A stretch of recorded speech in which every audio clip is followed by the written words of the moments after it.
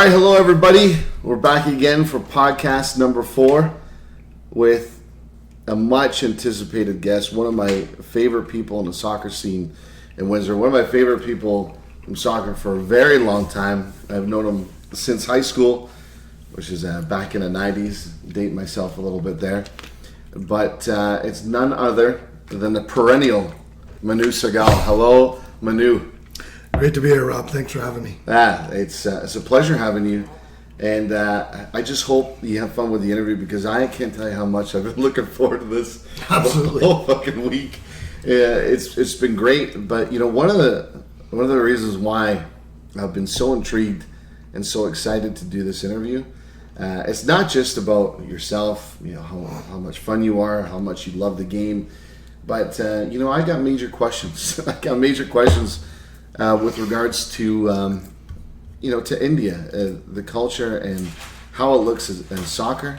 I don't understand how it felt like you were one of the pioneers in this city. You know, being born of Indian descent.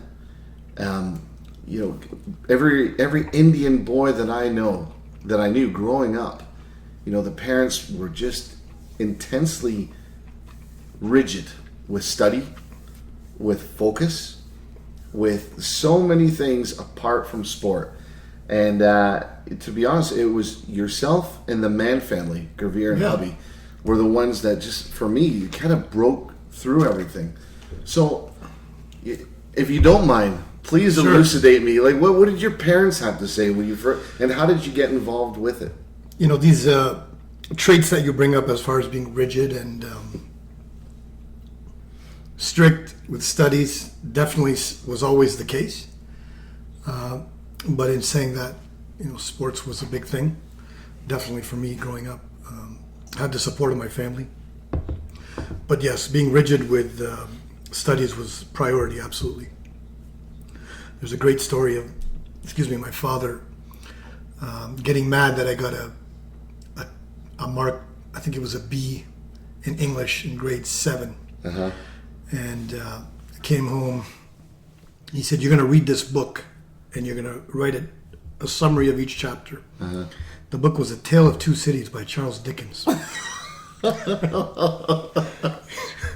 I mean, as a grade 7, so here's me at recess reading this book, and my teacher catches me reading it, and she says to me, "What are you doing reading this book?" And I tell her the story. Look, my father was unhappy with my marks, so he's making me do this, and I got to write a summary of each chapter. She said, "This is not a grade 7 level book." And then she told the principal. The principal calls me into the office, calls my dad in, and my dad just lays into the school. "You guys have no idea how to discipline your kids." So, point being is that school was always obviously a priority, but right. Yeah, I agree with you. There wasn't a lot of Indians growing up playing soccer. I know hubby and Gravir were paisans, if you want to say that with me. But so your parents hail from the north, where Sehgal's a Punjabi name. It's a Punjabi name. My father is what's considered Hindu Punjabi, right?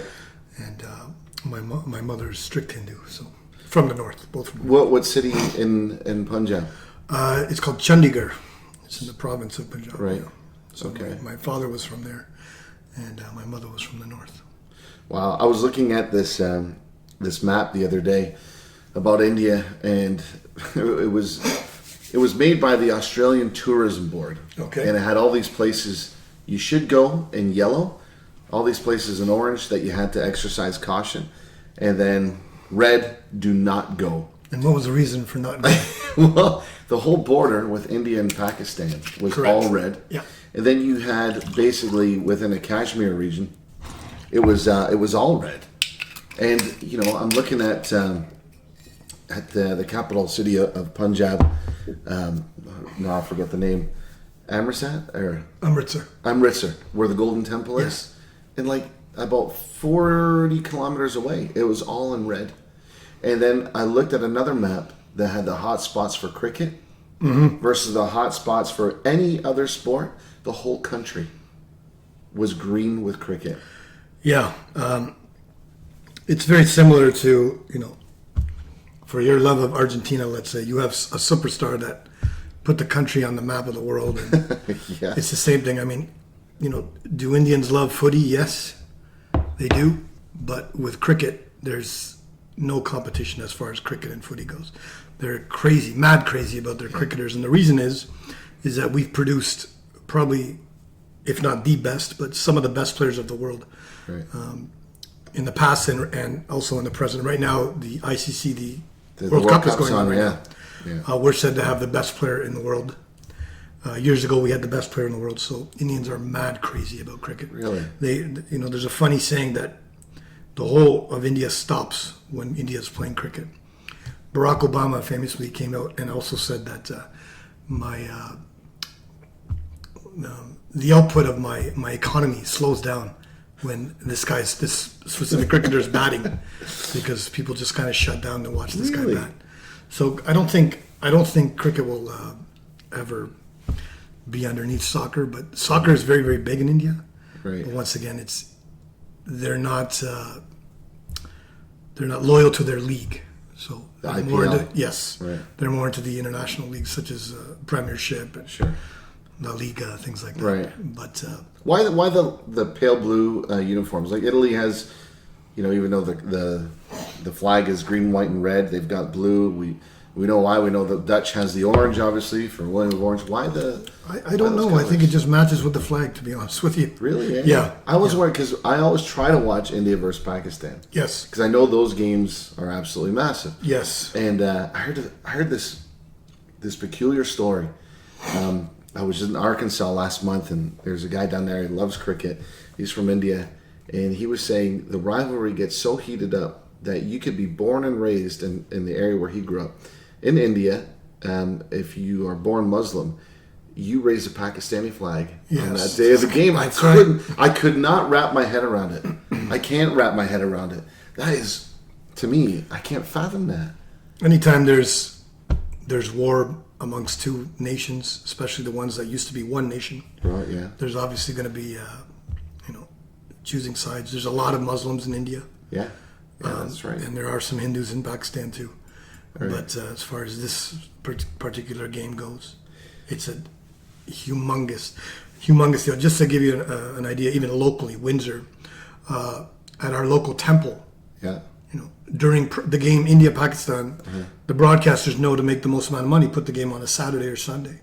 So for the last two World Cups, they put the game on a Sunday. Being, overseas, the timing changes and this and that. Time zones, the game starts at around 6, 7 a.m.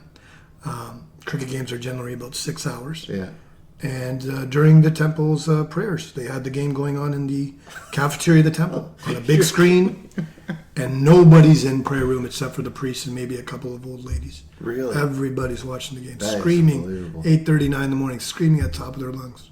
Is that right? So pretty big deal. It brings me up to one of the things I always wanted to ask you. Sure. And I remember, back in the 90s, as you do, when you're in high school, all of your rich buddies say that they're going away on spring break.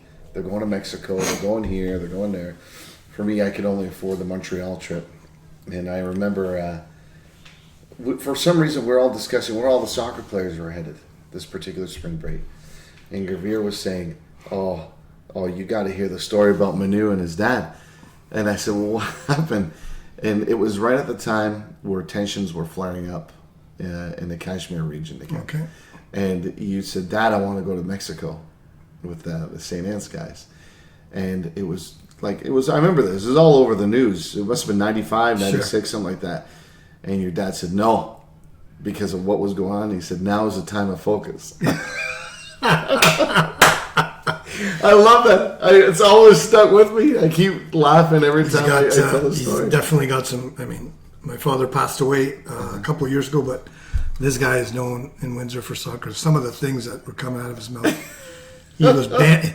I remember referees showing up. They'd see my dad. They just walk away. They're like, "No, I'm not refereeing unless he leaves." Muhammad was was hilarious. He'd see my dad. My dad would wave at him. He said, "Tell your dad to leave, or I'm not refereeing." Oh, Mohammed. Oh, gosh. I remember that. But yeah, it's one of the anecdotes that I've always found funny. It just,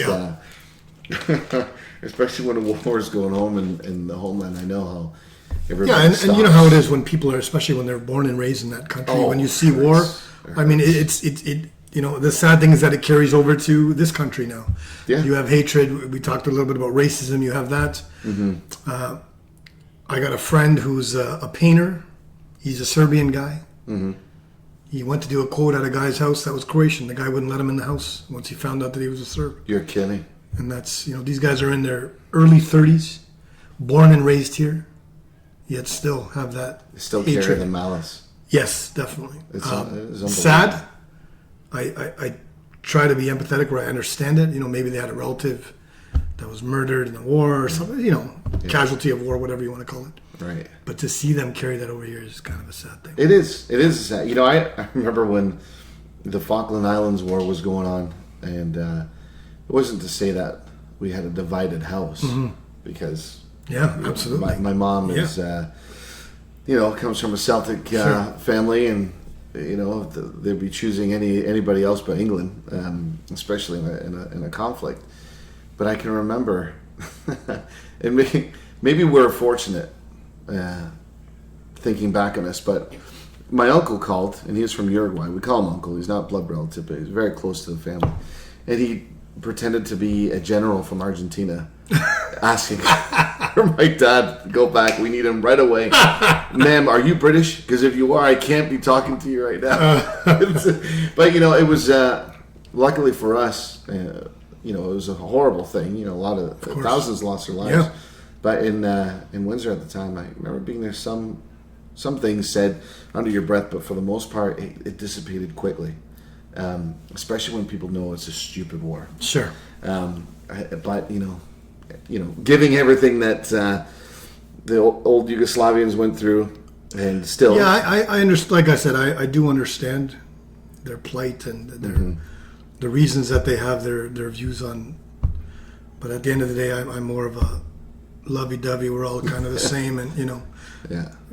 Speaking back to your podcast, look at how strong Yugoslavia was in that World Cup in '90. In '90, I mean, this team, watching those players, the skill level of those guys. Yeah. Forget about the tenacity and the aggressiveness that they have that's in them. Yeah. You know, just to see these guys like Boksic, Boban, Prosinecki, Boban, yeah. Dragan Stankovic. Sorry, Stojkovic. Yeah. I mean, these guys were incredible. And then when they broke it up, you know, sure, Croatia's done some wonderful things, and Serbs too. Yeah. But what if they stayed together? You think they would have had a World Cup by now? Absolutely. Yeah. And Ibrahimovic wouldn't have been Swedish. There you go. Right? I mean, that's a scary thought when you think about it. Absolutely. How many players there are that went to Austria, that went all over, even the Albanians who went to Switzerland. They would have been part of that. Yeah. Can you imagine Shaqiri, Yugoslavia with fantastic Albanians? I mean, it is scary to think about and what politics does to it, but, you know, like I'm agreeing with you. Once you're over here, I know it's easy to say to leave it there, but when you're over here, it's a chance to break a perpetual cycle. Absolutely. So, I mean, trust me, as much as I want to stay away from English people, they end up turning to be lovely around Windsor, and I end up being friends with them. Absolutely. Absolutely. That was for you, Dean Cahill. And Stevie Flay, of course. Great defender, by the way. Who's that? Stevie Flay? Did you see him as a defender or a right midfielder? I saw him as a right back. Yeah? Yeah. Dave is the brother. Dave was the number 9. Yeah. He was the... That's right. Steve I saw as a right back. Yeah. He was the one that... he was one of the pioneers of being an offensive defender. Yeah. He was always getting up the pitch true. to cross... That is true with Pat McNellis and Cardoso. Absolutely. They had him running up and down. He was an excellent player. Yeah, he was. And I always say he's the best volleyer of the ball I've ever seen. Really? Every time, you know, my brother and I, we'd go watch that Nationals team with Solomon. That's right. Anthony Mascaro and all those guys. Then the Pato brothers. Jesus, the Pato brothers. How good were they? I just keep thinking about the warm-ups, and we were always saying, look, he's about to volley it. Always on his laces. Always on the goal. We're just thinking, there's no way he can miss a volley. And you had Roma and Dave Flay up top. I remember Calzavera. I remember the same thing when we were younger, Windsor Nationals, and Coach would say that, you know, we'd have nothing this weekend but come to the Micmac to watch these guys that are 3, 4, or 5 years older than you guys to watch, and seeing like Peter Efthimiou, Johnny Roma playing together, and just that's right, ice cold finishers. Yeah, Danny Pellin. There you go. Remember his penalty just shots? Ice cold finishers. You're right. Ice cold players, and it was, us being younger, we're still getting excited when we get the ball in the 18, blasting it over the net.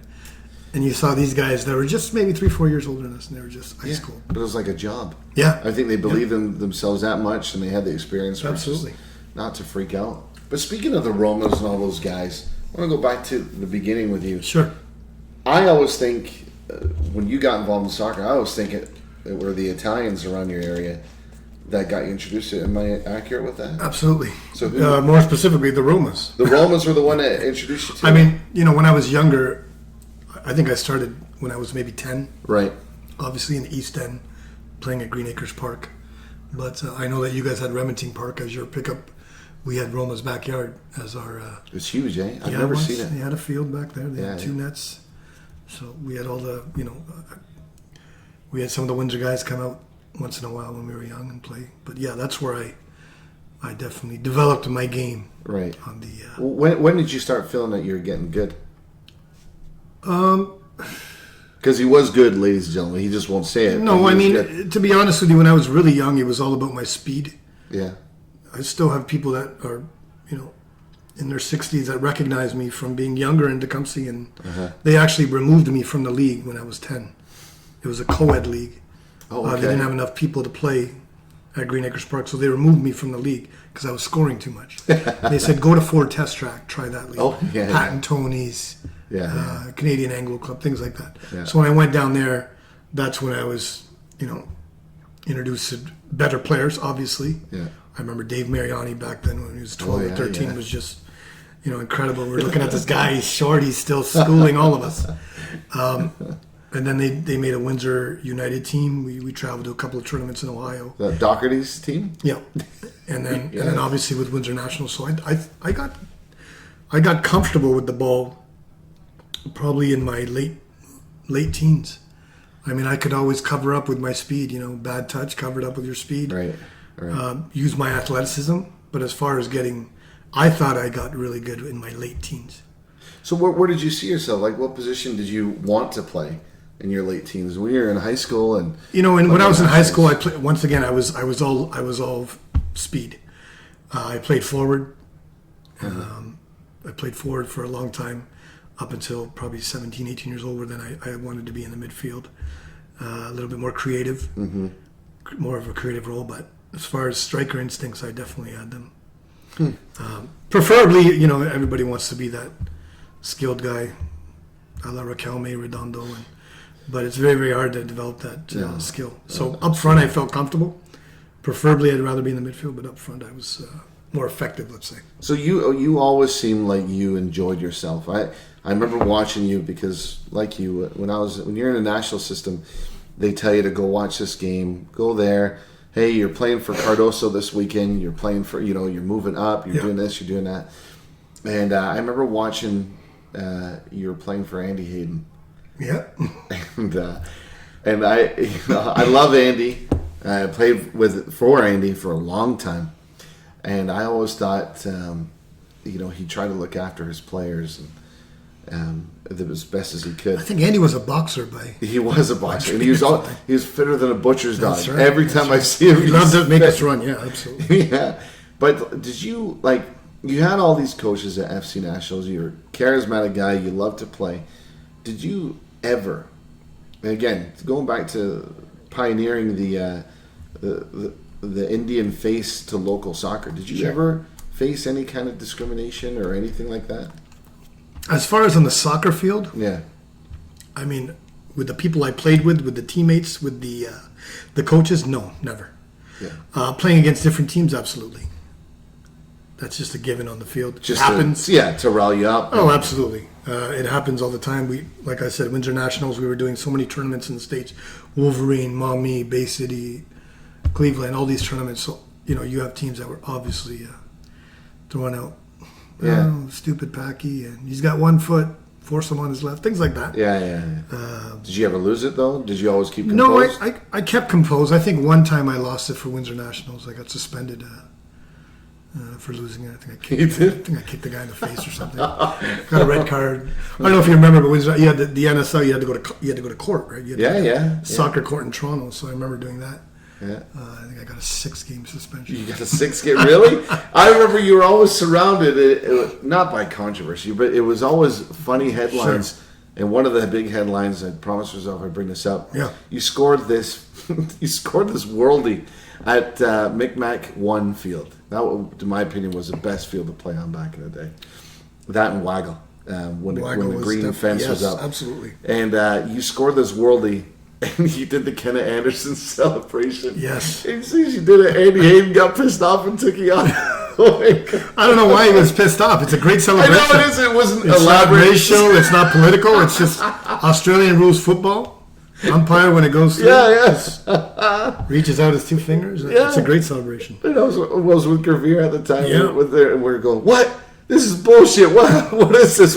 What's going on? And, oh, God, I couldn't. And then somebody's like, that guy can't catch a break. Oh, that's How much truth is there to that? You just absolutely. Catch a break. I mean, it happened. I mean, there's a lot of guys that were good players. I never really got angry when I was younger, getting taken off for another guy that was better than me or just as good. We were in situations when we were younger where coach would say to me, "You're playing the first half, he's playing the second half. How can you don't want to argue with your coach. He's giving you a whole half. The guy that's coming on for me is as good or if not better in certain things or certain aspects of the game." So, well, who is your competition? Let's name names. Let's get. So you had guys like you remember Steve Yole. Oh, Steve Yole's a great friend of mine. Yeah, Yole. We called him the. I think he's in Kitchener. Is he the German horse? There you go. I mean, he was a machine. You're right. He was a horse. Yeah. He could run all day. He was aggressive. 50-50 balls. He never lost. Yeah. Just a pure number 9 British type. Just get in there. Loved the toe pokes 3 yards out. Local soccer. Absolutely. Loved the toe pokes from 3 yards out. Yeah. A great player. And we were just when our coaches got very, very technical. If we're in a game, they're saying, "Look, we're going to go 4-5-1. There's only one striker available. It's you, Manu, or it's Yole." And then he would say, "Let you guys play. You guys decide." And I would say, "I'll play the first half. You play the second half." So situations like that. Why? I don't know. I mean, you're young. Look, at the end of the day, back to the parents. They always taught you discipline. They always taught you respect. Mm-hmm. We never questioned it. I had players telling my coaches to F off when we were 15 years old. Were they Canadian kids, or do they have any kind of ethnicity? Well, Brian Bond. He's still one of the greatest influences in my life. But still, I mean, there's a guy that had no fear at all. Yeah, that's true. And he's telling coaches this, and he's fighting with the coaches. Yeah. And as soon as the game's done, the fight's done too. Do you think? Okay, I mean, he's a strong personality. Absolutely. Do you think? Because back in the day, and if you look at the Kubota Voyagers team. Yes. Dave and I were talking one day. Every one of those players were captains of their high school teams. Correct. And I look at it, they're always laughing, they're always traveling together, they're always going out together, stuff like that. Strong personalities. You think that's done now? Truthfully, I don't think there is as much as there was when we were playing soccer. I don't think there's as much as that. Leadership roles on the field, off the field even. Yeah. Because I agree with you. I mean, we come from a time where we all hung out together. I always make a joke to the youth today. I always say, you guys think you have fun on Fridays, Saturdays, Sundays. Imagine being with your best friends every weekend in a van, driving to Toronto, in a hotel room, causing shit, hanging out, and then driving home together and then doing it all over again. Yeah. And this isn't certain people from certain areas of Windsor. This is all over Windsor.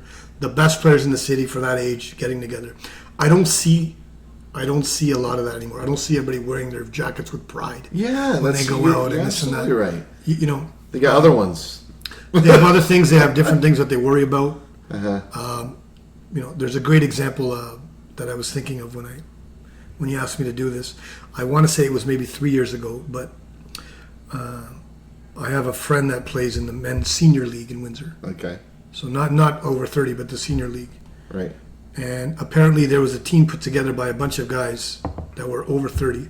They were probably all late 30s or early 40s, these guys. And I don't know if it was the Association Cup or the Running Shoe Cup, but they ended up winning the tournament. These guys that are 40 years old beat teams in this cup And most of the teams came from that men's senior league, the senior men's league. Was that Titonia team? Yes. I heard about that. So the guy that I knew, he was 19 years old. He played for Future Pros. He's a great player. He's a right back. And I remember talking to him, and he said, these guys, they beat us 3-0. And I said, you got to be kidding me. He said, you got to go watch these guys play. And I went to I was wondering what team it was. Was it over 40 Serbs? Was it Croatia? And apparently it was just a bunch of guys that got together and just got these really crappy jerseys. And, and they said, let's put a team in. I don't know if it was the Association of Running Show Cup. But it was Geyer, Chad White, and all those guys, right? Yes. Yeah, I remember. It was remember. Dave Jellick. Yes. And they ended up winning this cup. And the majority of teams they beat were all these senior division men's teams that were anywhere from 17 to 25 years old.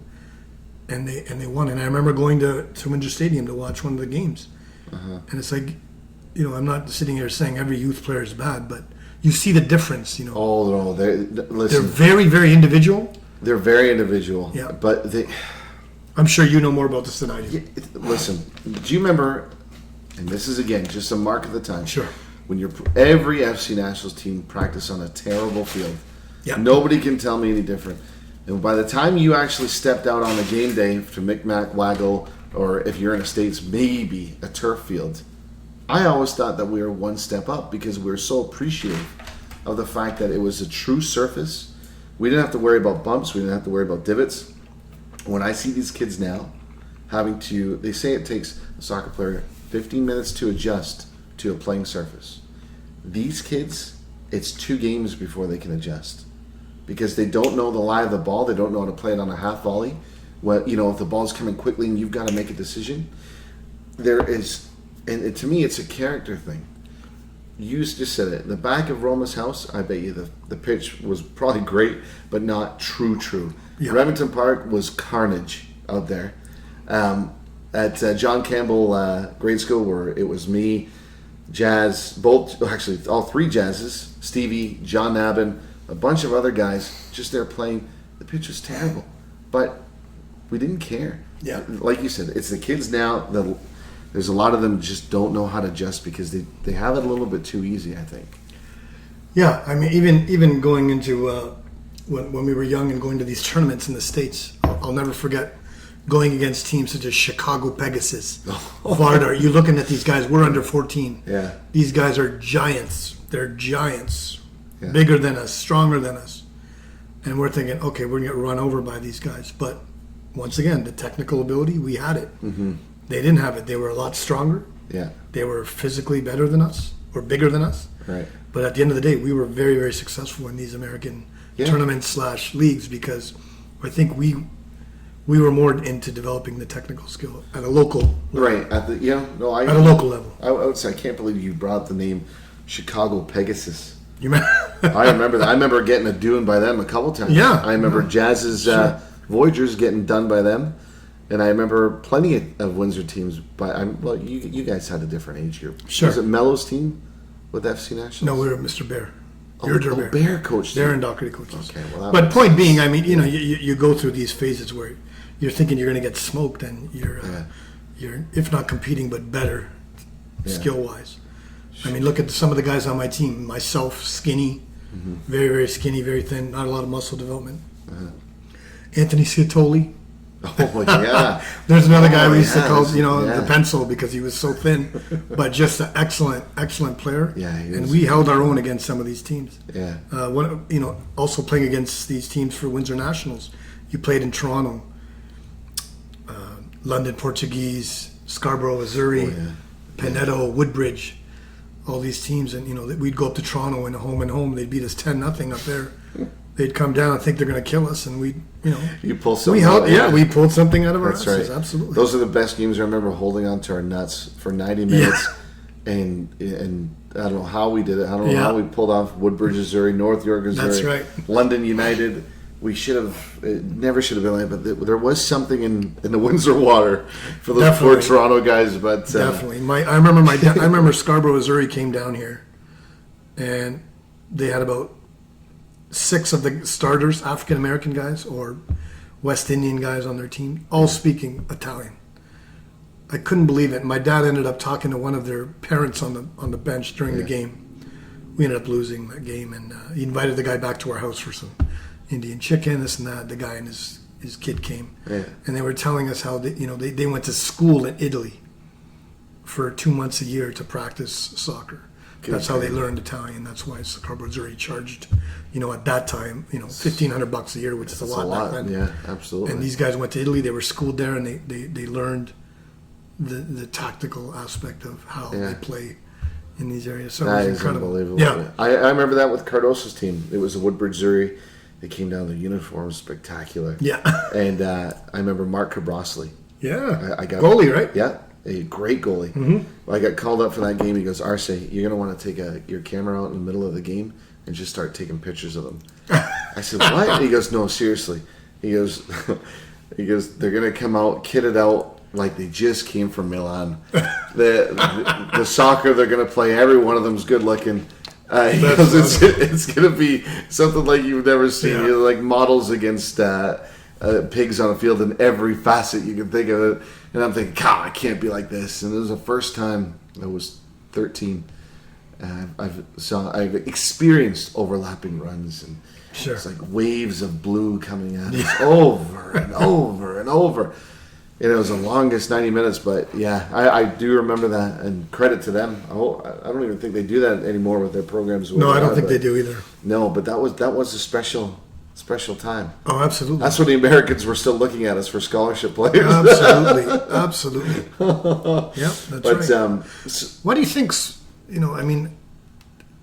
of my American friends that became fans of the U.S. national team less than 20 years ago are still wondering why they can't win the World Cup. They can't fathom that they're not the best at something. Yeah. And mind you, look, we're soccer fanatics. These guys aren't. They're college football, NFL, basketball, whatever you want to say, but they still don't. They can't fall in love with the game because they can't understand why they're not the best at it. So in doing that, they'll make fun of the game, saying, "Well, it's a stupid game anyway." Well, that seems to be that's typical of an arrogant attitude. But I think a lot of the questions that are raised over there is because, all right, we've thrown millions and millions and millions at this. How come the problem hasn't gone away about us not lifting the World Cup? Yeah. But, Steve and I talk about this all the time. And, they pay a lot of money over there to play. The best players I have seen stateside, they're always, obviously you get a couple pearls from Michigan and Wisconsin and northern areas. But the best ones that I've seen are not just showing up to practice to play. And I'll go back to, there's a Swedish study that came out about 6 years ago. And this Swedish sports scientist did a study in Europe. The average European kid, how many hours a week of soccer they need to be playing? How much do you think? Just off your head. A week? 10? See, I would have said that as well. 24 hours a week. Wow. So if you're your Stevie Gerrard about, 20-something years ago, or anybody else, it's not just your training. Because in Canada, you get, at the very minimum, 4 hours a week, which is nothing. Because those kids that are participating in a travel program, they're not going to Remington Park. They're not doing their stuff. They're not staying out all day long and doing it. So, but the best kids I've seen so far in the States, and I'm not being biased, are the Latinos.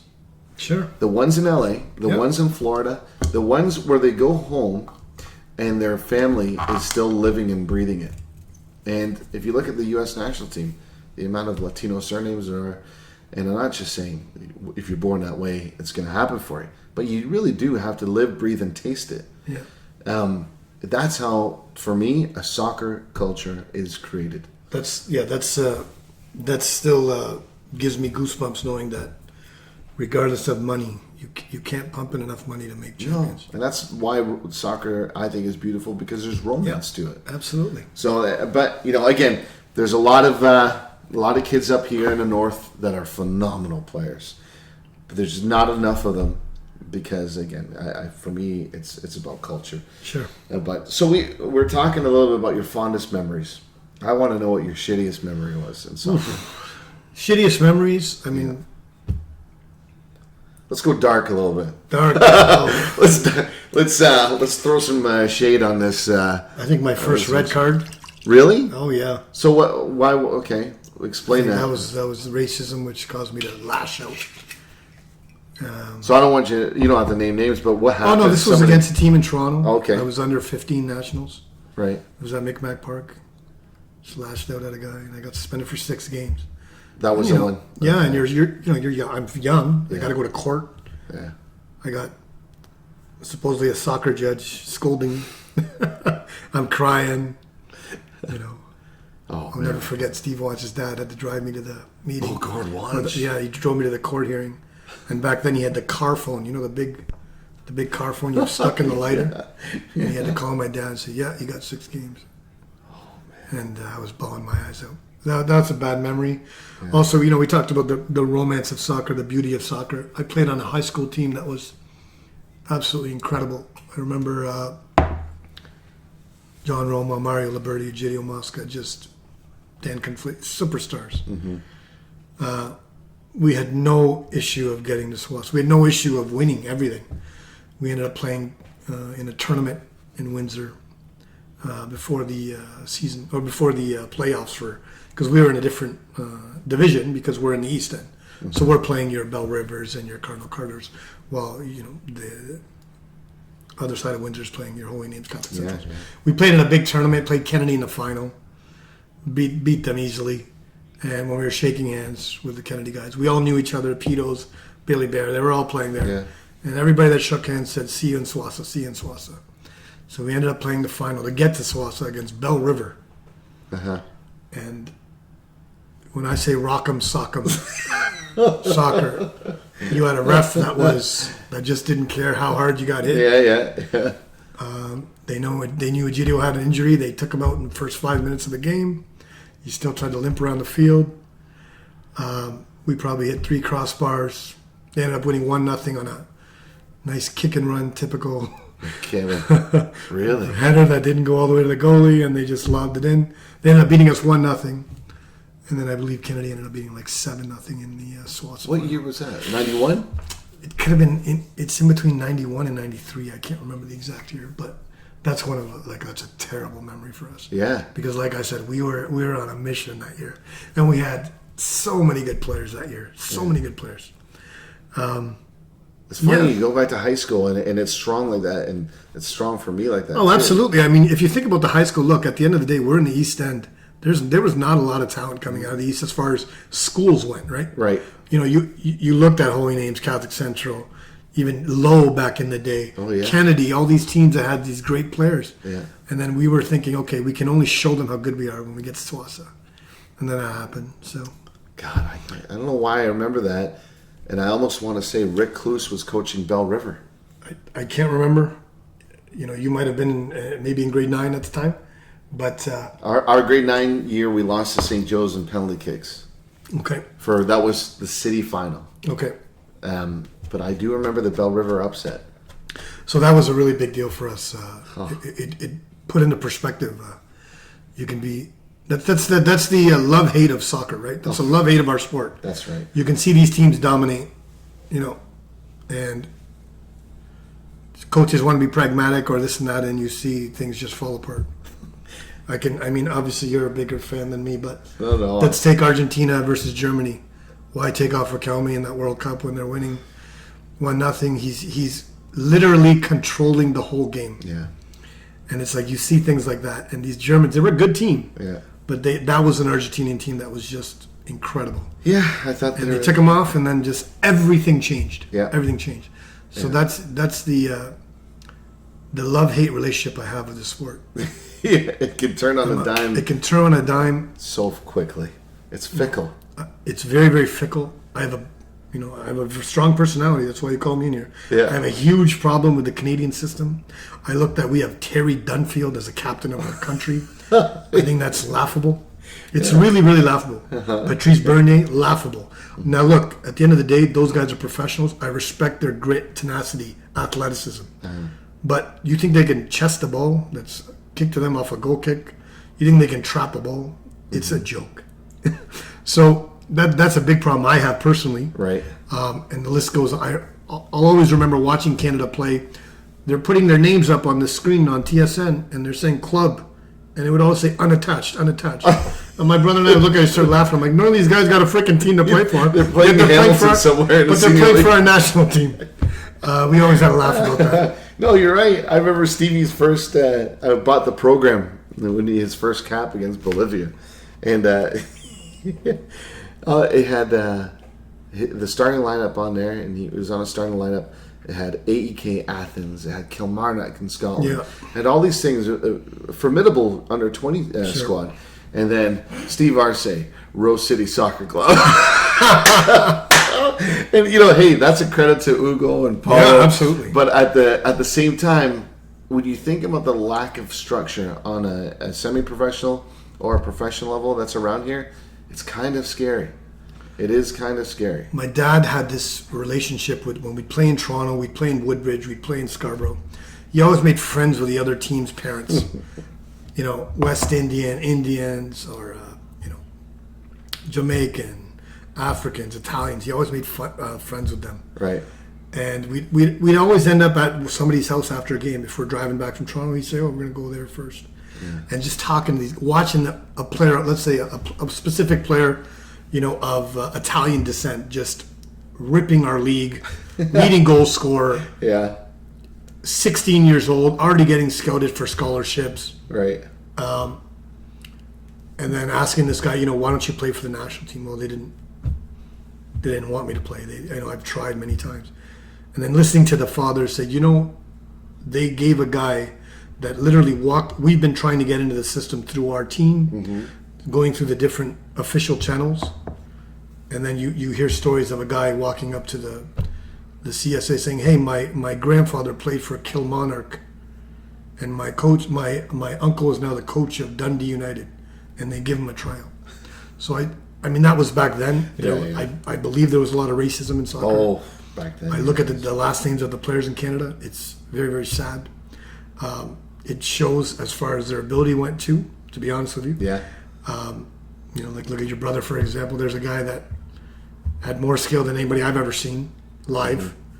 And to see someone like that, just, the way they're treated and the way they're not valued. There's only so much you can put as far as fitness goes in this game. There's only so much you can force a kid to show you're the boss. Yes, we get it. Mm-hmm. But to take someone's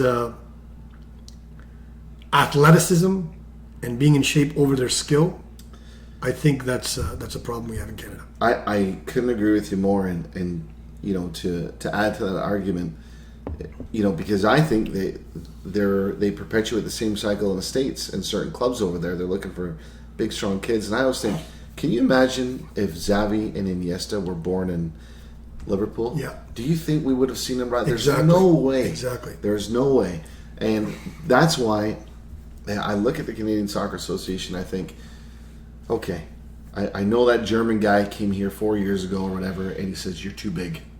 Mm-hmm. And I understand that geographically speaking, we have our logistical issues, right? But if you can figure out whether it's a Dutch school of thought, leave the British stuff out of it.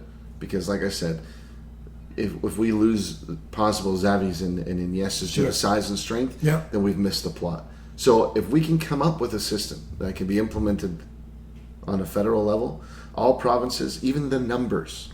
When I'm doing my stuff in Amherstburg, Manu, I ask the coaches, don't say left defender, don't say right defender, say number 2, number 3. Yeah. Because when they have that, they're not thinking, the defender, I can't really go. Yes. So if we do that on a national level, from BC all the way to PEI, and we all invest in it, I don't care what the system is, we'll have more success. Because that way our youth programs playing in the OPDL all the way to, Windsor, Polonia, we will be on sync, right? We'll at least we're building up our own identity.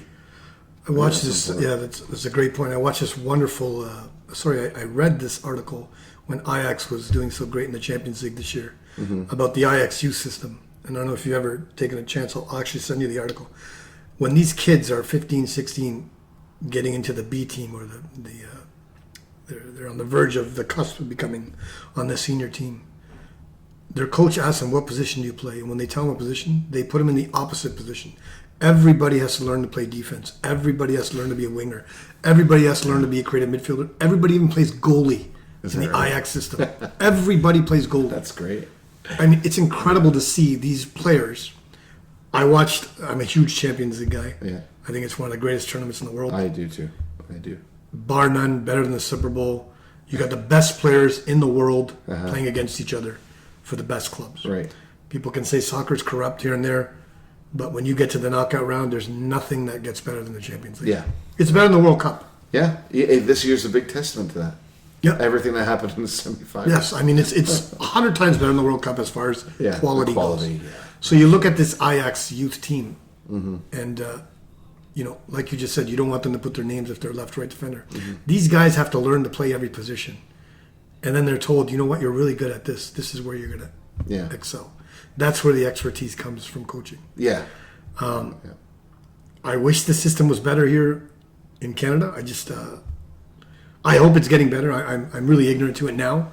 But like I said, back in the day, I remember teams going to the Dallas Cup, which is a huge tournament. Yeah, that was... Huge tournament in our... It still is. Okay, there you go.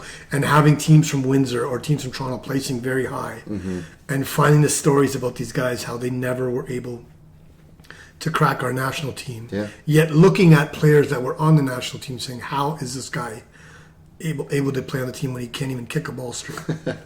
So yeah, no, you're right. You're right. You know what? I remember Stevie's new roommate who was coming in from Alberta, and one of my good friends in Alberta was an Irish guy, a big Celtic fan, so we had a lot in common. And the family who he hung around with in Calgary, played for Calgary Celtic, the McKenna family. So he calls me up one day. He says, "Hey," he goes, I saw online that your brother's on the squad for the under-20 thing. He goes, McKenna's about to join up. So this McKenna kid, they're on 6'4", playing in Scotland already. Actually, I'm sorry. At that time, he was playing for Cottbus in Germany. He would finish his career with Hearts after. But anyways, he was supposed to be the big white savior for Canada. Sure. And he was a really good player. And so I called up. Stevie calls up. He said, "Hey, McKenna's going to be joining up. My buddy's friend." He goes, "Oh, they're here already." I said, "How is he?" He goes, "He's awesome." I said, "Did you play against him?" He goes, "Oh, we had 2v2s and 3v3s." Sure. He goes, "I make them the first touch." I'm like, "You're kidding." But again, we're talking about a guy who's playing, at that time it was in the Bundesliga. It wasn't the second division. He was 18 years old. And he's up against guys who unattached. Yeah. The clubs in Canada. Yeah. For me, that's the bottleneck in this whole process. It really is. Look, at the end of the day, you know what? You're spot on when you talk about Xavi and Iniesta and the generation and what if they played in a different time. There's something to be said about the John Terrys, right? Mm-hmm. The Gary Cahill defending. There's definitely something to be said about that. Yeah. There's credit to that. There's credit to that style. They're aggressive. They're strong in the air. But I'm more of a purist, like the Maldinis and the Nestas, where they actually make it look nice when they do it. Yeah. But once again, I would never fault those guys, John Terry. Like, they're great defenders. Yeah. Absolutely. You need guys like that on the team. Yeah. You always have a guy on your team that you love him because he's on your team. You would never hang out with him, nothing, but they're dirty players. You need that type of player on your team. Right. I agree, especially with those two together. I mean, there's a trail of bones in their wake every time Chelsea played. Absolutely. So that being said, I want to know your all-time greatest Windsor 11. My all-time greatest Windsor 11. If you could put together a team, you go back in time and say, okay, I'm going to compete in the Ontario Cup, and I want to win it. Now, I know you're a Mourinho fan. Yeah. So I'll even give you that you can play conservative, cynical, say, you get by one guy, and boom, he's going down. So you can guide us through that process to win the Ontario Cup. Okay. Goalie would have to be Dominic Roma. Okay. Just because, forget about the history, the past. I mean, there's a lot of great goalies that came out of Windsor. Yeah. Anthony Santilli's one of them. Yes. Like you said, Krabrowski was a great goalie. Yep. Way back in my generation, Darko Boloretsky was a great goalie. Yeah. You see these guys. Dave Hodgson, there you go. Mm-hmm. But as far as ability goes, watching Dominic, especially, he's not a really tall guy. Yeah. reading about him when he was in Boston for his scholarship. Yeah. I think it was his brother would send us these articles where he was constantly making, the team of the week for that division. Just an amazing goalie, and telling us what he would go through as far as crosses, and it's a big crossing culture there in the States back then. So he'd be my goalie. And may I add to that? I've never seen a flaw with him as a goalie. Oh, really? I never saw a weakness. He was technically, I think, unbeatable at times. Yeah, he was pretty amazing. Yeah. So let's go number 2. And commanding too. Yeah. Are you playing with a back 4? Or are you playing with a back 3? What are you doing? I'll play with a back 3. Oh. I think sweeper wise, I would take. Play a back 4. With sweeper, I'd take Ivan Vrkic. Yeah, Vrk. He was a great libero. He was a great player because, like I said, he was in amazing shape. Mm-hmm. He was quick to the ball, and he was strong. Yeah, very, very strong. And an edge, a mental edge. Oh, yeah. Yeah. He was very, very strong. Yeah. Right back, I'd take Flay. Like I said, I remember being, like I said, 17, 18 years old, watching this guy up and down the, and then after a couple of years, I'd see Cafu doing the same thing. I'd say, I remember Flay used to do that. So he was good. And then, like I said, as far as having Ivan in the back, his control was incredible. Vrk was an amazing control guy. Left, I like Anthony Mascaro. Yeah. I think he's a good player. Big money could play anywhere. You know what? Too. I remember playing against him. It's like he would never leave you alone. He just, and him and me never got along on the field. Ever. Oh, really? Oh, ever. I couldn't stand him. He could not stand me. I remember even when we were older, playing on teams, he would say, "Oh, Manu's playing with us. Oh, God." And I would say the same thing. I'm like, "Oh, this guy's playing with us." But as far as respect on the field, 100%. He was just dogged you all game. Yeah, just put that big beast body on your back. Come on, physically just like destroying your body. Oh yeah. So he was something. Yeah, breathing and slobbering all over you if he marked you. Yeah, absolutely. No, that's what I mean. I mean, he was so effective. Yeah, and I could not stand playing against him. I couldn't stand it. He was just like you said, he was just a beast. Yeah. As far as midfield goes, you playing regista? Or are you playing the 2-hole in midfield? What are you doing? I'm gonna go trequartista. Is that what they call it? Yeah, so my creative midfielder has to be your brother. Yeah. Like I said, locally, I never seen anybody play with that vision. Mm-hmm. Even just messing around with him at Remington Park with you guys once in a while, because I was friends with Dan Palmieri. Still am. But he would, when I'd come over when we were younger, and we'd join in some footy with you guys. I remember just watching your brother on the park doing these through balls and vision beyond belief, and it was just balletic at times. Oh, absolutely, it was amazing. Dan Palmieri. Yeah, Dan Palmieri's a character. He could have been a great player. I don't think he took himself serious. He's got a lot of skill, that guy. Yeah, he did. Yeah. You know what? Speaking of which, you see that a lot. I mean, I don't want to go negative on this favorite 11, but I look at guys like my next few midfielders would be my other 3 would be yourself, Robbie. No way. Yeah, absolutely. I'm getting into this team. Absolutely. Oh. Yourself, Jako Moric from St. Joe's, Mark Zokovic, Croatian guys I played with. Yeah. And I might get a lot of stick for saying this, but some of these guys that came out of the Croatian system. Yeah. Why did you not want to play at a higher level when you were younger? Like Jako. Why are you so nationalistic where you want to stay and play for Windsor, Croatia, and the greatest tournament that you're going to experience is the Ontario Cup? No, not only the Ontario Cup, but the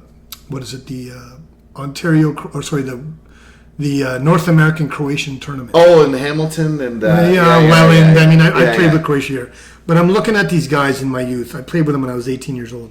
Some of these guys, you got to understand. I played Windsor Nationals, so then I see these guys playing for Croatia that are, if not better, as good or if not better than some of the guys I played with in Toronto. And I'm like, these guys are incredible players. Mm-hmm. Why are they not? Why did they never want to play at that level? Yeah. And that's a whole different conversation. Zadom, spremni, for the homeland they're ready. There you go.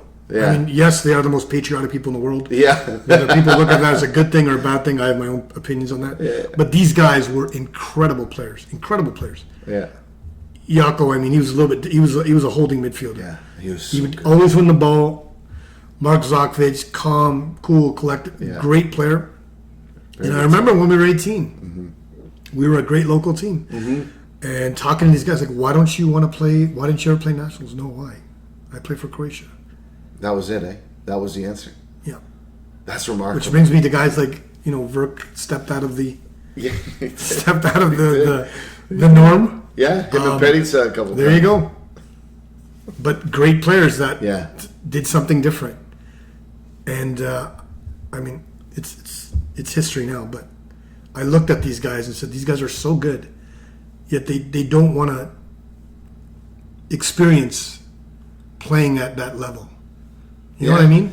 Yeah, they were. And I think they're young. That maybe the parents have a lot to do with it. I don't know. Parents were on a board. Parents are Pro. this and I mean, doing that, yeah, like I said, the most nationalistic people I've ever met in my life. I would say so. Ever. They play the national anthem at weddings, man. They did. Did you know that? No, I've been to a couple Croatian. I've never. Play the national anthem. The ones that I've been to play the national anthem. Very, very patriotic. You can't say anything bad about. I mean, social media. Sometimes I'll post something. Yeah. What did I post the other day? Dejan Lovren. Yeah. Jurgen Klopp doesn't like him. He's just not good enough. Right. And I wrote that to Daryl Muscat. Oh. I wrote that to Daryl one day in the Liverpool game. Yeah. And I said, look, Lovren got ripped. He's done. He'll be on the bench this game. And I had a Croatian guy just send me a message. Do you know that he helped Croatia, a population of this, get to the World Cup final, blah, blah, blah. And I'm like, look, man, I'm not talking about Croatia. Yeah, I know. And then, like I said, what has India done? These racist jerks. Really? Stupid, Oh my ignorant God. jerks. Ignorant jerks. Jesus Christ, man. So you see a lot of that. And we'll talk about racism after this, but I got so much to tell you about that. It's laughable when you see something. But this guy's like ripping on me because I'm saying Lovren's a bad player. Right. He's making me sound like I'm saying Lovren's a bad Croatian or something. Right. It's nothing to do where he's from. He's just going to be on the bench now. Yeah. So those two guys were amazing. So They were. Robbie, Stevie, Steve, Zokovic, and Jaco, my midfield. Really? And you don't remember Carlo Moro? Carlo Moro's a great player, yeah. Yeah. No, but like I said, my preference is more the romanticism. I think the only bulldog I have out Cheers there to right that. now, the only bulldog I got out there is Mascaro, right? Yeah, to do everybody's cleanup. And then I'd have to go with Roma and Peter Efthimiou up top. That's a good comment. Calcevero was great. Yeah.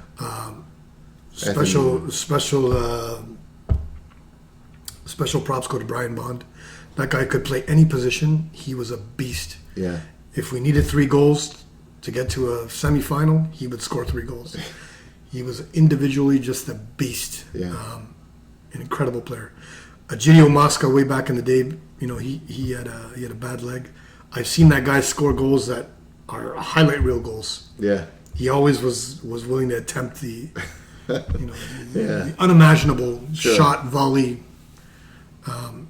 But that's my 11. Yeah, eh?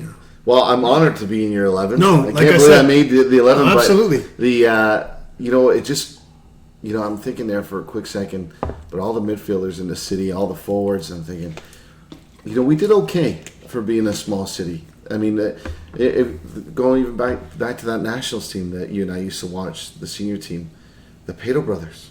There you go. I I mean, mean, those guys, awesome players. Yeah. You're telling me to pick 11. It's pretty hard, but It's hard, right? I mean, watching the Patos play, like I said, I'm in grade 9. They're in grade 11. I'm in the East End, still going to Weigel or Windsor Stadium, watching Kennedy play, and these guys are in grade 11. And I'm just looking at people that are in grade 11 at my school. Yeah. Not even close to these guys, Yeah, what they were it's able true. to do. They were dominating games Yeah. easily. Yeah. And I was like, who do you think is better? Who gives a fuck? I mean, they're 2 different players. Sure. And there's one thing I hate in soccer, are comparisons. The whole Ronaldo Messi debate gets so tiresome. Absolutely. At the end of the day, we got you just lucky. We're that they're blessed. both We're fucking- blessed to see it. that we're seeing them for God's sakes. But even with the Pato brothers, my God, I can remember. Yeah. The best goal I think I've ever seen in Windsor. John Pato Remember we used to play the high school tournament at the St. Denis Center? Yes. Remember that? Yes. He got the ball and his back, John Pato, he got the ball, his back was towards our net, for Holy Names. And obviously he's on Kennedy. And I don't know how he did it, but he turned, and it wasn't on a half volley. It was a full volley, just inside our half on Lorenzo. I mean, the ball took maybe a second and a half to get there, but he hit it so well, so perfectly. On a volley, is it? On a volley. Now, I haven't seen that. You see it on TV. Sure. But this is from half. And I know it's the St. Denis Center. You know, the bounces are a bit high and stuff, but I thought, this guy is ridiculous. Yeah, he's so good. He's so good. But that's good. I'm going to have to put some graphics to that and put it up there. You're good 11. So I know you're a bit, I hope I'm not wrong. I think you're a big Inter fan. Yeah, I was a big Inter fan way back in the day. But what changed? I think I don't know. I just became a fan of the game. You know, I think I've evolved enough to appreciate good soccer. So you don't throw down with anybody particularly. You don't get upset when they lose. No, I've gotten past that now. I mean, the only time I get upset when you have the Bell Rivers beating the St. Louis. That's when I get upset. When you have, the anti-soccer versus. Yes, I mean this '99 Man United team. I hated them. I hated Solskjaer. I hated Cole. I hated York. I look at Mario Basler on Munich. 100 times more skilled than anybody on that United team. Yeah, they lived and died by Beckham's crosses. I hated them. Yeah, and they won the Champions League. Yeah, they won the treble that year. They won the treble that year. So my point is that I couldn't stand that. So as far as my team, I loved Inter. I love what they did. I loved Mourinho. I think he's still a great coach. Uh-huh. Yes, he's pragmatic and he's all about results, 100%. But those people that hate Mourinho because they say, look, he parks the bus. Mm-hmm. Look at what he's done with teams like Porto. That's his biggest argument. And that's my thing when it comes to soccer. I'm still a romanticizer with, you have one guy that every player knows, you give this guy the ball, something's going to happen. Mm-hmm. It was, Deco for Porto. It was Wesley Sneijder for Inter. Oh, yeah. You got that one guy that can do things, and that's why I love that player. Right. If I've ever wanted to be anything, it's been on the field. It's been a guy that was able to do that. So, yeah, I'm an Inter fan. I'm a fan of good soccer now. I have preference towards Real Madrid because their standard is very high. Yeah, and they play entertaining stuff. They play entertaining soccer. Yeah. You have to appreciate that. I have a preference towards Arsenal. Yeah. Because, like I said, they're romance. They're purists of the game. If you've seen some of the goals they score, this year has been with Lacazette and Aubameyang. I don't know if you saw that one goal that they scored with Aubameyang, first timer. That's those two are special. They do some incredible stuff. Yeah. So as far as being a fan, I still watch a lot. I know that English Premiership has taken over basically the world as far as the TV rights and ratings. The money. Absolutely. God, the money. But I still I still like watching Napoli, Atalanta. These are great teams. They don't have the depth. They're not going to do well in Europe next year. They just don't have the depth. Right. They'll get tired after the second month of playing. It's Napoli, especially. Why they just don't. 3 months left in the season, it seems to collapse for them all the time. Absolutely. It's a shame. I'm a big fan of Napoli. I think they play awesome soccer. Pep Guardiola said best team he's ever played against. Oh, I did see that. Yeah. It was the Barcelona team with Neymar, Suarez, and Messi. The Napoli team.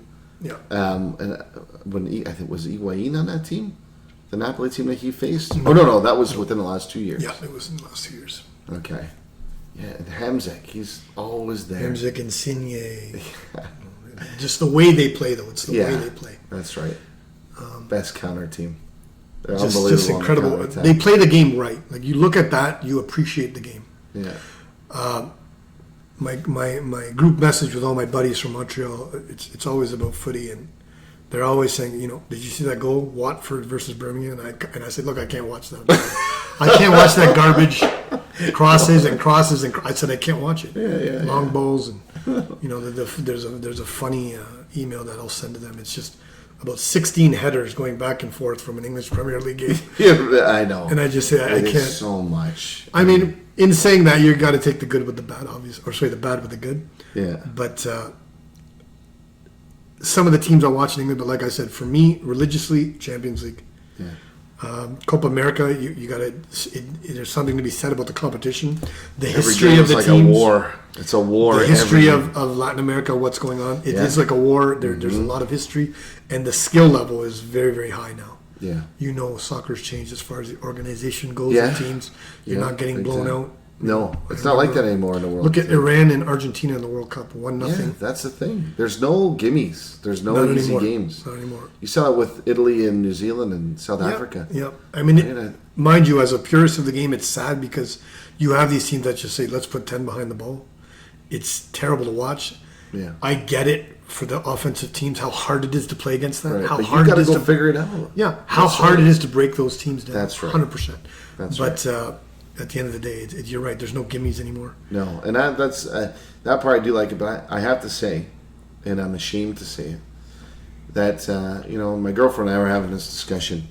I think she got really mad at me last World Cup because people come up to you at work and like, oh, you watching the World Cup because they know you like soccer, of course, and there's a part of me that says, oh, fuck off already. I don't shut up. I mean, I don't want to talk about it. This is really hurting me when your national team suffers. Nobody else matters, and that's for me. Every 4 years, Manu, I suffer. Like I don't want to know. Like if I see advertisements on it, I don't have an open enough mind to say, oh, I'll enjoy it. I'm frothing when Argentina plays fucking Iceland. So it's not enjoyable. It is despicable, and I'm ashamed of myself, and I hate myself for feeling that way. Well, you're a loyal, you're a fanatic. I get it. Well, but the thing is, I never wanted to be like Sure. that. But the problem is, when I first, there's so many caveats to supporting them. One is that you're expecting good soccer. Two, when they're not playing good soccer, the world is ending. So, if in the perfect world, Argentina scores after the first 5 minutes of the game, then the other team has to open up to look for a goal. Yes. And then they drill them. Yes. And then you can sit back with my mate and a red wine and just enjoy what I'm watching. But it's not, like you said, it's not like that anymore. No. The game is changing. But again, I think it's changed for the worse. I really see it that way. I mean, I'm sure you did the same thing. I do still, not as much, but you wake up Sunday morning, make a coffee, getting ready to watch a nice Serie A game, and let's say, Inter scores in the first 6 minutes of the game, then they get a penalty shot in the 12th minute, they're up 2-0, and then they just sit back the rest of the game. It is, I and know. it's just you're watching and you're saying, this is what I got up for? I know, right? And it's depressing. It is depressing, especially when the field is covered in smoke and you can't see anything anyway, and I'm sure you've seen that too when that happens because it's a results-driven industry now or business. It is. So you lose a little bit of that romanticism there. I took a course in 2011 or 10, I can't remember. It was in Toronto, and Jose Luis Brown was the guy doing the course. Oh, really? I got one of my certificates from. That's 86, right? Yeah. He was a defender. Yeah, and he's poor guy. He's really really sick at the moment, but he came in as the speaker to do the special tactics and technique stuff. So he came in and said his thing. But one of the things he was talking about, we're talking about formations, because at that time he's the under-23 coach for Argentina. And so all of the Argentinians in a room, the Uruguayans and everybody else who has a dog in the race, it's saying, how come you guys aren't playing with a number 10? Kind of a religious question in Argentina. Sure. And he says, a lot of these boys are coming out of their clubs not playing with a number 10. If they're playing as a number 10, it may be in a 4-5-1, and they're playing off the number 9. Or they may be coming in from a wing, because in Argentina, it's a results-driven business at the moment. And then I felt like saying, and I should have said it, if I would have had the balls, I would have said it. But why? Part of fans filling your stadium is going to see a spectacle. Exactly. Not a rigid 4-4-2 or 4-5-1. Yep. I mean, I can remember not to throw my dad under the bus, one of the first times I see my dad cry is when Colombia scored the tying goal against Germany in 1990, West Germany, and it was Rincon. Freddie Rincon. Yeah, remember that? It was the 47th minute when Valderrama hit that pass from outer space, and he megged Bodo Illner. Yeah. And he scored a goal, and my dad, I think, just feeling South American, the fervor of it all, he got swept away with the moment, and he goes, "These guys play. They play." Didn't give a shit that it was a tie game or whatever. Sure. But from that moment on in that World Cup, we were plastic watching Colombia. Yeah. And you can't tell me that if you're playing amazing soccer, that you're not going to fill seats, the camera's not going to want to be on you. Because everybody says nobody remembers teams that don't win. I think that's bullshit. I agree. I remember the Liverpool with Robbie Fowler and Stan Collymore and the football they were playing. I remember, going on in England, the Newcastle team with Ginola. David Ginola, amazing teams. I remember the Sampdoria with Veron, Ortega, yes, and Crespo. The soccer that they played. Exactly. There's something to be said about that. So this bullshit about not playing with an attacking midfielder and stuff, I think it's just coaches not wanting to lose their job. So I think it's vanity at its finest. No, I mean that's the problem. I mean, coaches have definitely changed the game. You just talked about Jose Luis Brown. Think about there's a lack of number 10s these days. Mm-hmm. They rather see the Makaleli role dominate a midfield than. And Claude Makaleli was a great player. Yeah. But back then for Madrid, his job. Okay, when you get the ball, you give it to Zidane. That was his job. and you appreciated his role and you loved Zidane's role. Yeah. But now they're saying let's just put some machines in the midfield. Mm-hmm. And athletic beasts that can pretend to be a number, like Pogba for me. I think he's a pretender. Really? Interesting. I think he's strong. I think he's skillful. And I think he's perfect for France. When I see him play in Italy, I think he's got a role there. I see him play for United. I don't know if it's because Mourinho, to me, is continental. Solskjaer is British, even though he's Norwegian. Sure, yeah. And I think it's petulance, the attitude. And I know you have to be arrogant a little bit, but there's a difference to me. Yeah. He's petulant. Yeah. So, I don't know. No, you're right. It's not working for them as far as him running that midfield. He's got to go. To hell with United. Yeah. But,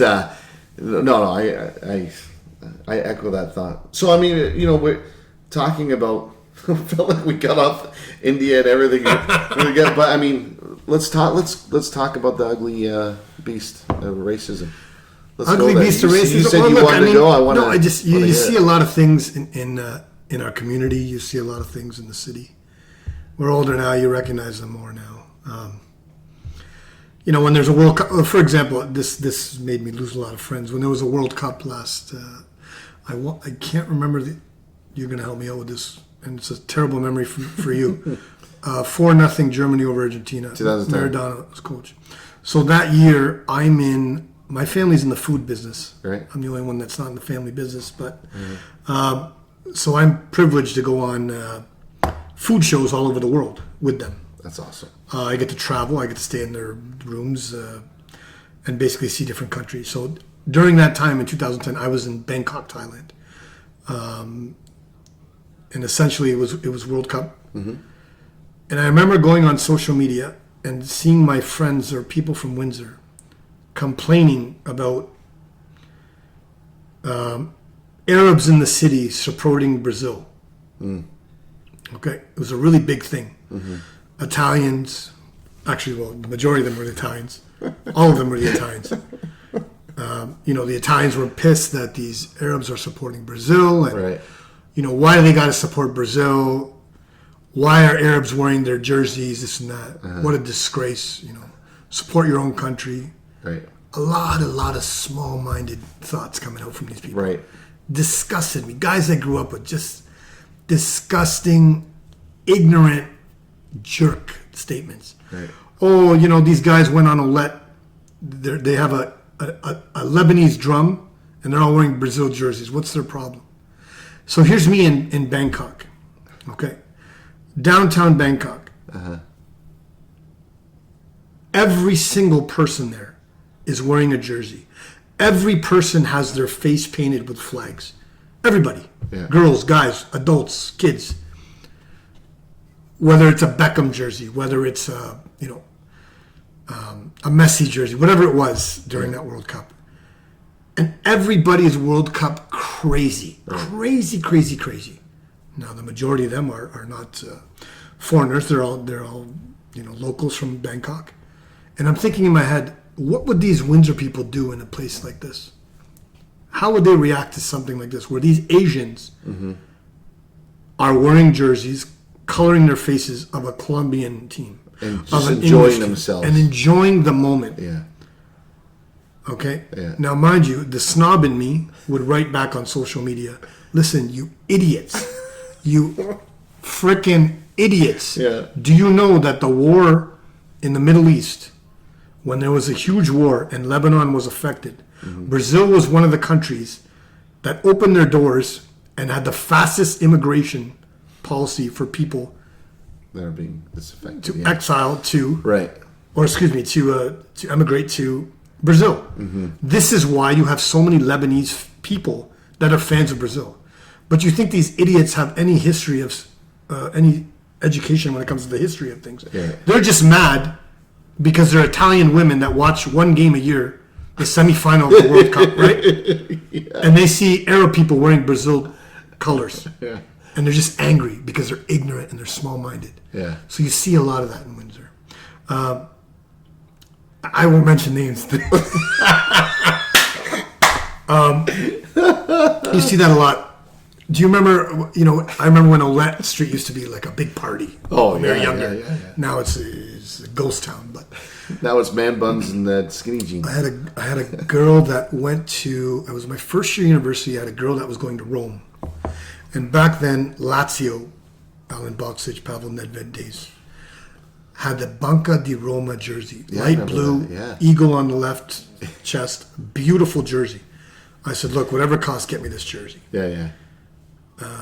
She was dating my brother at the time, Italian. So she came back, got the jersey for me. I wore it out downtown. And this Italian guy comes up to me and he just, out of nowhere, just starts a fight with me. Why are you wearing an Italian jersey? I said, this is a Lazio jersey. He said, why are you wearing it? I said, I'm a fan of Lazio. So what do you know about Italy? And just, picking a fight with me. Yeah. Went on and on. You're Indian. You shouldn't be wearing that.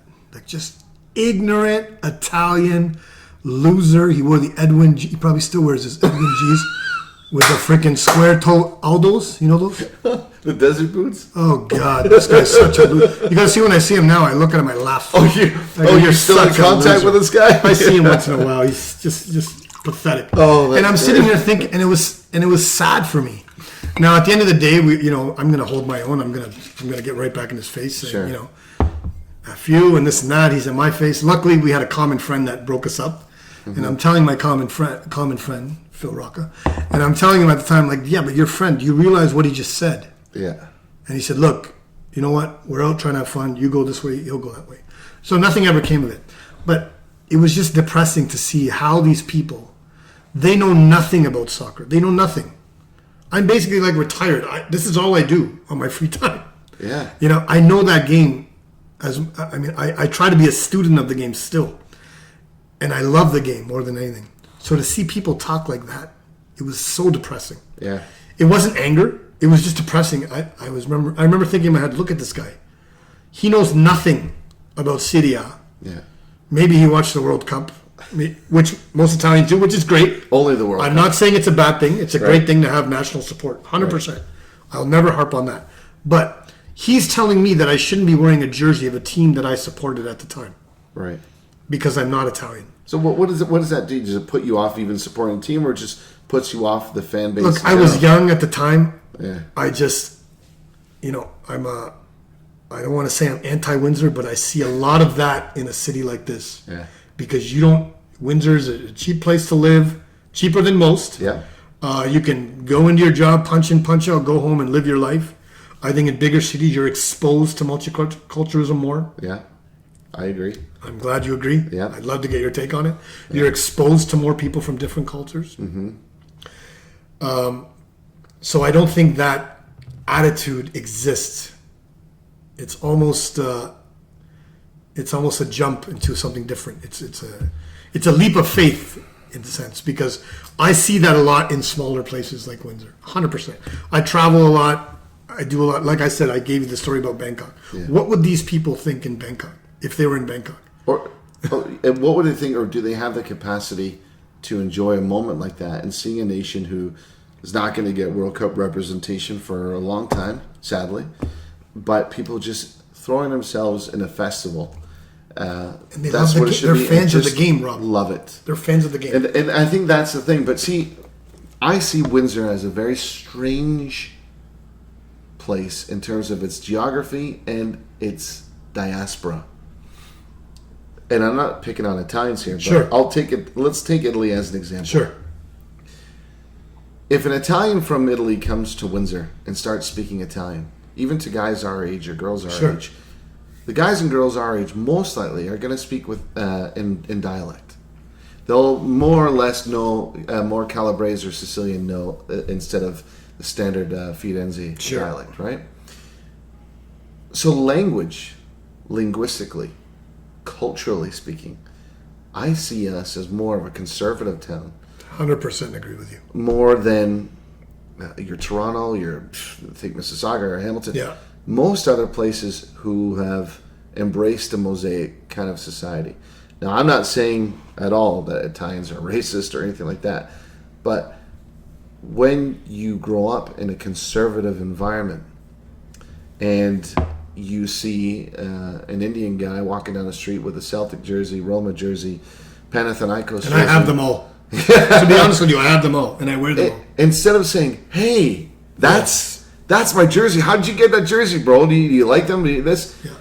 Instead of looking at you having the gull, who is this guy, to wear something that belongs to me? Exactly. And I think that is a symbol of conservatism at its worst. Clearly, I'm not conservative.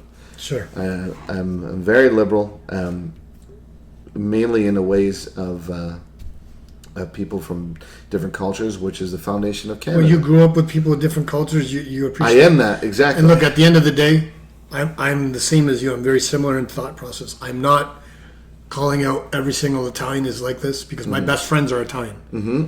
I grew up with Italians. I speak Italian better than most Italians, to be honest with you. Yeah. Yeah. And like I said, I've surrounded myself with Italians my whole life. Right. The other side of that is, I remember even in university first year, all my friends were Italian. Right. Okay. They're the guys that are, throwing in the minghas and the couple of words of Italian in sentence, in conversation. Sure. And I remember seeing a group of Indian people, and they're looking at me, and I said, "Everything all right?" And they said, "Why don't you stick with your own, bro?" And things like that. So you see it on both sides. You're right. So I believe that still exists. I believe it's able to exist in smaller cities and absolutely in more conservative places. Absolutely. Right. I wouldn't say that's the case with everybody, but I'll never forget that experience with that guy. That's brutal. It's so funny because, like I said, back to my point when you asked me who I support, I literally have 12 jerseys I wear. I have Lazio and Roma. You know what I'm saying? Right. I love the teams. I appreciate both teams. I appreciate Totti's one of the greatest players ever for me. Yeah. But to see people get that bent out of shape. Yeah. This guy was picking a fight with me, and it's nuts. It is nuts. Dude, can I ask you this? Yeah, sure. Because I think the circle of friends that we hang around with, whether they're Greek, Italian, Hispanic, whatever, I find soccer players more liberal than anything, because we've all played with people who come from different backgrounds. We've accepted people from different backgrounds, and our best friends and we consider family have different skin colors, different religions, and different nationalities. But I find that people who have never experienced a team concept, they don't expose themselves to something that's different for them. As a royal douchebag, like the guy that you. They're basically in a bubble. They live in a bubble. They'll continue to live in the bubble. They get married, have kids, live miserably in their bubble. They don't experience. Yes, no, but they don't experience what is possible when you mix, when you jump outside the bubble. That's right. I mean, I don't want to turn this into a lecture, but no. Look, hey, I agree. You grew up with people from different cultures. You embrace culture. Mm-hmm. I'm sitting here with you with, Indian food, whiskey, and what. I mean, my point is that you embrace things like that. That's right. It's ideal to have that. When you're in multicultural cities, you see more of that. Right. Okay? Right. When you see people from all over the world coming together, like I said, for 2010 World Cup. Right. But I think in smaller conservative, not saying conservative values are bad, but you see people are more narrow-minded. That's right. I would agree wholeheartedly to that. No, and I'm very happy. You take the best of what you learned from your parents. I take the best, but there were bad things too. Exactly. And you don't instill those in your future, and then the future of your children too. No, I agree. And it's I'm glad you said this. I mean, this might be another podcast for another day, but the idea. Yeah, I want to come back. Good. I'm glad you said that, because one of the things I do want to discuss, and I'm hoping to have our big panel here too, and I want you there, is politics in soccer. Does it have a place for it in a game? Does it not have a place for it in a game? Because, we were talking before we started the podcast about the typical Scottish sing-song. If you're Protestant, you're singing about King Billy. If you're Catholic, you're singing about rebel songs from Ireland. Sure. And I always think to myself, geez, when Tony and Annika get older, and if they're still into soccer, which I hope they will be, and they ask me, why are they singing? Celtic plays in Scotland. Why are we singing about Ireland again? Why are we singing about the potato famine? And I'm thinking, is that a cycle that I need to perpetuate? Do they need to know its history? And I'm thinking, they're in Canada. It's 2019. With any hope of this ironic life that we live in a multicultural society, they're best friends. They'll be best friends with Rangers fans when they're older. I agree with you, but the flip side of that is that it's important to see where it came from. The politics formed. I mean, look at Milan. What happened with Inter and AC? How did that happen? See, that's a derby I don't know much about. Point being is that there's always politics. Right. Where big things happen. Right. Big things as far as teams splitting into two. You have your Inter that formed. You have your AC that formed. There's politics that are involved.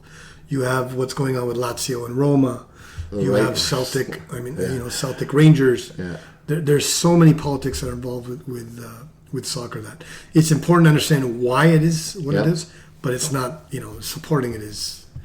You got guys at some of the games still doing a Nazi salute. You've seen it. I know. It's brutal. ridiculous. It is so it's brutal. Ridiculous. You still have racism. I mean, I'm a big fan of what Raheem Sterling's doing. Yeah. I'm a huge fan of how he called out the media. Yeah. Because the media perpetuates it. I don't know if you know what he did, but basically, he was when he signed a contract. They said, the article said basically Sterling splurges on mother's house with new contract after nightclubbing with his Jamaican buddy, something like that. Yeah. And then he posted that, and right next to it, he posted Phil Foden, who's a local Man City player. White kid. Yeah. And he said, and when Phil Foden signed his contract, it said, Phil Foden laying down pillars for his future by his mother's house. You know what I'm saying? Same situation, but it's unbelievable. And then obviously what's happening in Eastern Europe with the fans and the racism, and I think that will be there forever. Italy's still terrible for it. Still. Yeah, that's right. Moise Kean experienced it recently this year. It makes me sick. Yeah. It makes me sick. Yeah. It is everywhere. But I think back to the point you just brought up. You grew up with friends from all over. Mm-hmm. Soccer players, they don't even think that way. No. I hate to use the term, but they're above that. We are. They're more enlightened. That's right. I mean, back to my story about Thailand and these Windsorites complaining about Arabs supporting Brazil when they don't know the history, and then this certain individual that didn't like me wearing a Lazio. You look at these; they're just ignorant. Yeah. And you really can't help people like that. No, you can't. Well, cheers to that. Yeah, absolutely. Manu, it's been an absolute pleasure. I can't wait until you come back and we do the Derby podcast, because that's something that I want to be enlightened on big time. But on behalf of everybody who's not here right now, thank you for being a guy that you've been in local soccer, buddy. You've always made me smile. You've always given me laughs, and you're always good on the field. And I, for one, appreciate it. So thanks, buddy. Okay, thanks, brother. I appreciate it. All right. That was fun, man. I loved it.